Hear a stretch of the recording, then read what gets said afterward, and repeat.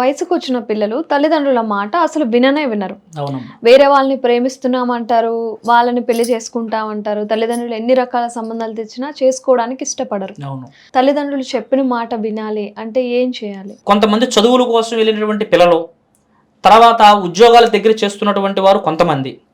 మెయిన్‌గా మేము చేస్తున్న ఎన్నో పూజల్లో గత 10, 15 సంవత్సరాల నుంచి చేస్తున్న పూజల్లో గాని, ఈ 5, 6 ఏళ్ల నుంచి బాగా ఎక్కువగా టాప్ ర్యాంక్‌లో నడుస్తున్నాయి ఏంటంటే, హ్మ్. కొంతమంది సాఫ్ట్‌వేర్ ఫీల్డ్‌లో ఉద్యోగాలు చేసేటటువంటి, ఐటీ రంగాల్లో చేసేటటువంటి వారిలో కూడా కొంతమంది ఒక్కొక్కసారి వారి మీద కలిగినటువంటి అట్రాక్షనే కావచ్చు, లేదంటే వారిని నమ్మించి ప్రేమించడం కావచ్చు, లేదంటే ఇరువురి మధ్య ఇష్టం అనేది ఏర్పడటం వల్ల కుటుంబంలో ఇంతకాలం కనిపించినటువంటి తల్లిదండ్రులకి మనం మంచి చేస్తున్నామా, చెడు చేస్తున్నామా, మన వలన తల్లిదండ్రులు బాధపడుతున్నారా, మరి తల్లిదండ్రులు ఏ పొజిషన్లో ఉన్నారు, వారిని మనం ఏ విధంగా మనల్ని కన్నదానికి వారికి ఏ విధమైనటువంటి గౌరవ మర్యాదలు ఇవ్వాలా అనేటటువంటి జ్ఞానం లేకుండా కూడా కొంతమంది చదువు దగ్గర, ఉద్యోగం దగ్గర పిల్లలలో లేనిపోయినటువంటి ప్రేమలు ఏర్పడి, ఆ ప్రేమలలో ఏది మంచి ఏది చెడు తెలుసుకోలేనటువంటి స్థితిలోకి వెళ్ళిపోవటము. అన్ఎక్స్‌పెక్టెడ్‌గా కొంతమంది అయితే గత కొంతకాలంగా మేము చూస్తున్న సమస్యల్లో తల్లిదండ్రులు వచ్చి మా దగ్గరకు వచ్చి మొరపెట్టుకున్నవి, గురువుగారు మా అమ్మాయి ఇంటి నుంచి వెళ్ళిపోయి 20 రోజులు పైన అవుతుందండి. హ్మ్. ఇలా ఒక నెల రోజుల కాలం నుంచి మా అమ్మాయి మా ఇంటికి రావట్లేదండి.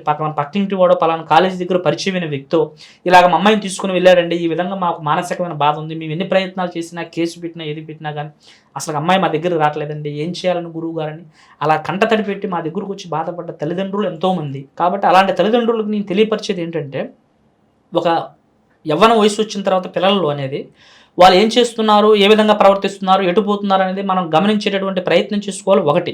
హ్మ్. నెక్స్ట్ రెండో విషయం ఏంటంటే, సమస్య ఏదైనా మొదలైనప్పుడు దాన్ని తొందరగా ఐడెంటిఫై చేసుకోండి. అంటే పిల్లల్లో ఏదైనా పరిస్థితి మారుతూ చిన్న విషయం రిపీట్ అవుతే, ఆహా ఇది ఏదో జరగబోతుంది అని చెప్పి చివరి వరకు చేజారిపోయేదా కాకుండా చేజారిపోముందుకే తగు జాగ్రత్త పడగలిగితే హ్మ్. అప్పుడు వారిని మనం అదుపు చేయడానికి అవకాశం ఉంటుంది. కొంతమంది తల్లిదండ్రులు కాదని పోయిన వాళ్ళని కూడా తిరిగి తీసుకొచ్చి దారిలో పెట్టి వాళ్ళని సక్రమంగా నడిపించేటటువంటి ప్రయత్నాలు కూడా తప్పకుండా చేయొచ్చు. దానికి కూడా ఏంటంటే, ప్రతిదానికి దైవము, ప్రతిదానికి మంత్రము, ప్రతిదానికి మనకి ఏదో పూర్వీకులు అనే అవసరం లేదు.